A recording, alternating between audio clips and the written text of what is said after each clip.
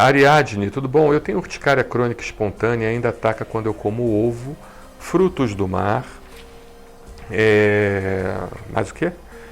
Ovo, frutos do mar e amendoim. Mas já comi ovo de codorna e não atacou. Gostaria de saber se posso comer castanhas ou nozes, no caso de alergia a amendoim. Então, é importante nós entendermos que a castanha e a noz, elas são substâncias parecidas, mas ao mesmo tempo há necessidade de se investigar os chamados componentes, tá?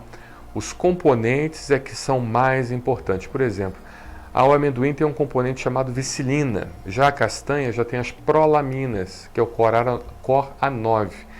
E o amendoim tem o ARA-H2 e o ARA-H8, que são componentes, ou seja, são componentes que não são semelhantes. Tá?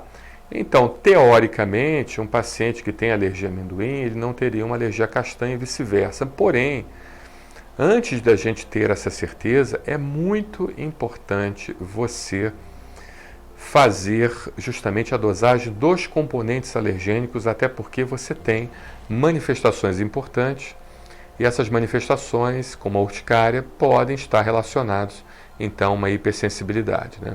Antigamente, até é importante a gente falar isso, Ariadne, antigamente a urticária era chamada, na minha época, quando me formei, você não tinha esse termo urticária crônica espontânea, você tinha urticária crônica idiopática, ou seja, sem causa definida.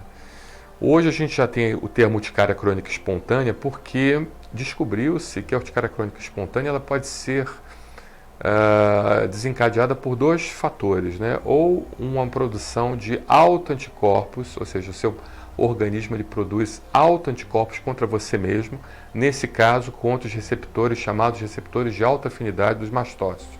Ou seja, aquele anticorpo vai no receptor do mastócito, que é uma célula que causa alergia, e rompe aquela célula, fazendo com que haja uma liberação dos chamados mediadores inflamatórios, as substâncias vasoativas responsáveis pela alergia. E também tem a questão de uma alergia realmente, uma alergia importante, que induz a produção de IgE, ou induz a produção de um outro anticorpo que não seja da classe IgE, e esse anticorpo então ele vai lá e age também no receptor de alta afinidade, faz o rompimento desse mastócito, né?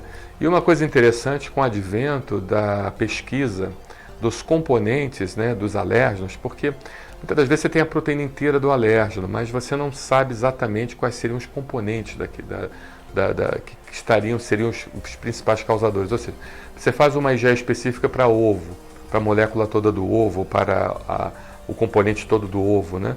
Aí você vê lá alto, mas o que está causando esse processo alérgico, né? Aí vem um componente, por exemplo, você falou inclusive a questão do ovo, eu vou discursar um pouquinho aqui sobre o ovo. O ovo você tem dois componentes principais, o ovo mucoide e o ovo albumina.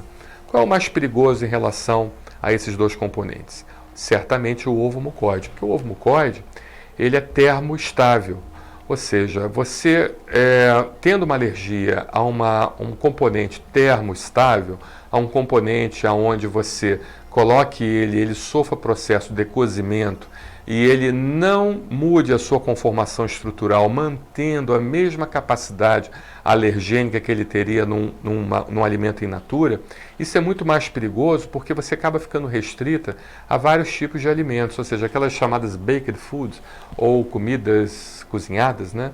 Em inglês, esse anglicismo, esse termo em inglês, né? Baked food, acaba não sendo necessário, não sendo suficiente para manter a integridade física sua, né? Então, por isso que o advento do diagnóstico dos componentes é muito importante. Há pessoas que têm alergia ao ovo, mas quando cozinham bem um alimento feito com ovo, não tem mais reação, tá?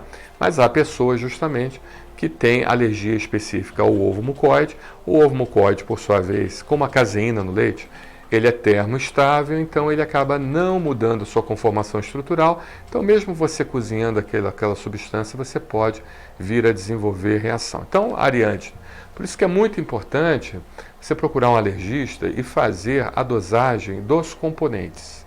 A dosagem dos componentes é muito importante que seja feita, porque a partir dali você vai ver, então, quais seriam as reações cruzadas que estariam presentes, né?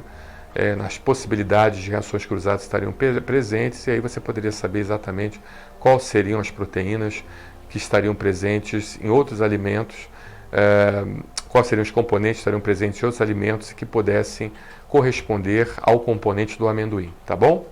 Muito obrigado, Ariadne. Muito obrigado pela sua pergunta.